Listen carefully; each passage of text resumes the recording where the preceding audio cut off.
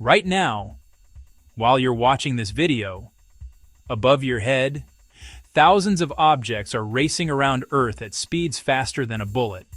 But here's the shocking part. Most of them are not satellites. They're not spacecraft. They're not even useful. They're space junk. Also known as orbital debris, space junk is one of the most dangerous and least talked about threats facing our future in space. So what exactly is space junk? Space junk includes dead satellites, broken spacecraft, spent rocket stages, paint flakes, metal fragments, and debris created when objects collide in orbit. Some of these pieces are as small as a grain of sand, yet powerful enough to destroy a satellite, and the numbers are terrifying. According to estimates from NASA, there are more than 100 million pieces of debris smaller than 1 centimeter orbiting Earth right now, all moving at speeds of up to 28,000 kilometers per hour. At that speed, even a tiny bolt can punch through solid metal. But how did we get here? The space junk problem began with the space age itself. Since the launch of the first satellite in 1957, thousands of rockets and satellites have been sent into orbit. Many were abandoned after their missions ended. Some exploded due to leftover fuel. Others collided, creating clouds of debris that spread across Earth's orbit. One collision can create thousands of new fragments. And that leads us to one of the most terrifying concepts in space science, the Kessler Syndrome. This theory suggests that if debris becomes dense enough, collisions could trigger a chain reaction, each crash creating more debris, causing more crashes, until Earth's orbit becomes almost unusable. In simple terms, we could trap ourselves on Earth. Today, astronauts aboard the International Space Station regularly perform emergency maneuvers to dodge debris. Even a paint chip could be fatal at orbital speeds. Agencies like European Space Agency track more than 30,000 large debris objects daily, constantly calculating whether they pose a collision risk. Enjoying this? Please subscribe, like, and comment to support more videos.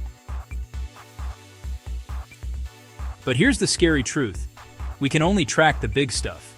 Most space junk is too small to monitor, yet still dangerous. And as space activity increases, the problem is getting worse. Private companies are launching massive satellite constellations. More nations are entering space. More rockets mean more debris. Every launch increases the risk.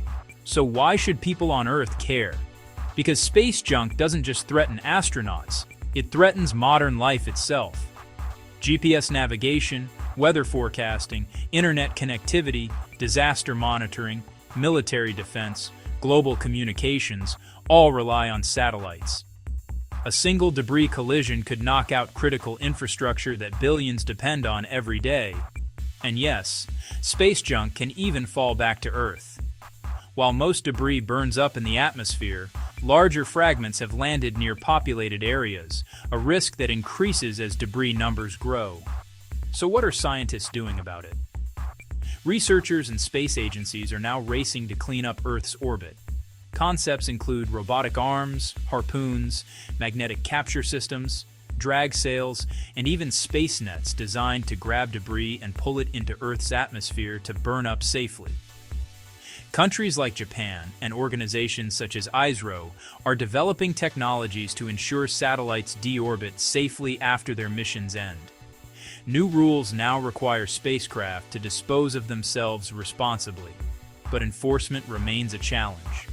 Because space has no borders, and here's the reality we can't ignore.